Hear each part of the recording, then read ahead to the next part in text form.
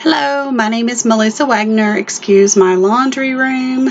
This is also my office. Anyway, I am doing my Shakespeare sonnet, and the sonnet that I chose is Sonnet 147. I'm going to read the sonnet first, and then I will break it down for you.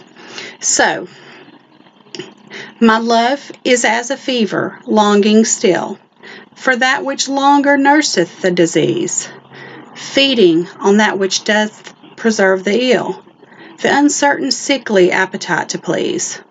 My reason, the physician to my love, angry that his prescriptions are not kept, hath left me, and I desperate now approve. Desire is death, which physic did accept. Past cure I am, now reason is past care, and frantic mad with evermore unrest. My thoughts and my discourse, as madmen's are, at random from the truth vainly expressed. For I have sworn thee fair and thought thee bright, who art as black as hell, as dark as night. So I'll break this down per line for you on what I think of this, or what I think that it meant. I did read several other of the other sonnets before this, and I know from what people think this is relating to his mistress. So it kind of makes a lot more sense when you think of it that way. But the first line is, my love is as a fever, longing still, meaning that his love is, and his desire is strong, and he really longs for her at all times.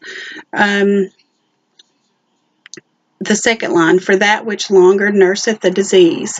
He feels like it is a disease, or it is almost like a disease, because I would even think of it as like an addiction, because he feels like he's addicted and he longs and he desires her all the time, feeding on that which doth preserve the ill.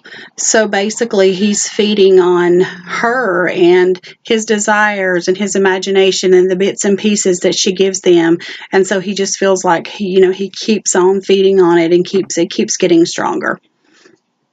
That uncertain sickly appetite to please, which means he knows that his desires are sickly and he has an appetite for her and he just wants her all the time.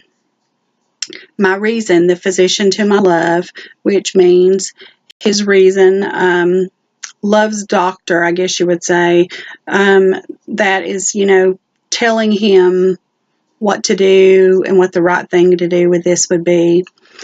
The next line, angry that his prescriptions are not kept, meaning that his doctor is angry that he has not followed and did what he told him to do to get her off his mind and to get away from her because she's bad for him.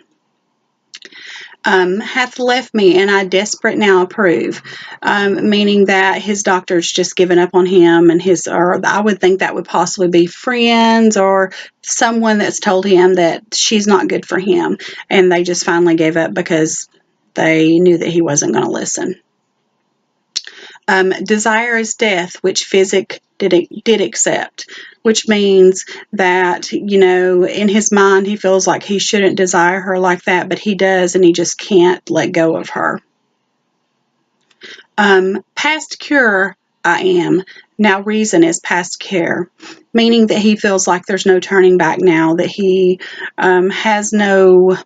he is past a cure. He's past the point of no return, I guess, with her.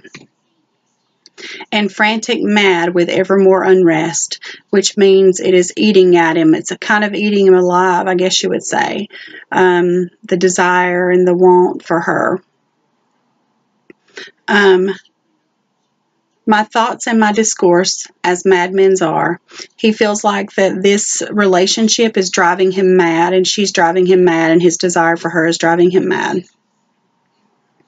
At random from the truth vainly expressed, which means that he knows deep down in his side that this is the wrong thing to do, and that the truth is that he should not be with her and be desiring her and be wanting her, but he still does. For I have sworn thee fair and thought thee bright, which means in the beginning he he felt like she was good for him, and she was a good person, and that she was doing the right thing, and that she was making him better, but she isn't anymore. That was totally kind of a facade, I guess. Who are as black as hell, as dark as night. And that is when he's opening his eyes and he sees the real true person that she is. And that's a bad person, and that's not good for him at all. Period. So basically, this is kind of, I guess you would say, him analyzing himself and him realizing that he has done the wrong thing, that he just can't get away from her because he's addicted to her, and that he doesn't feel like there's any turning back at this point, that she's just gotten a hold on him, and he just can't get away. So that's my analogy of Sonnet 147. Thank you.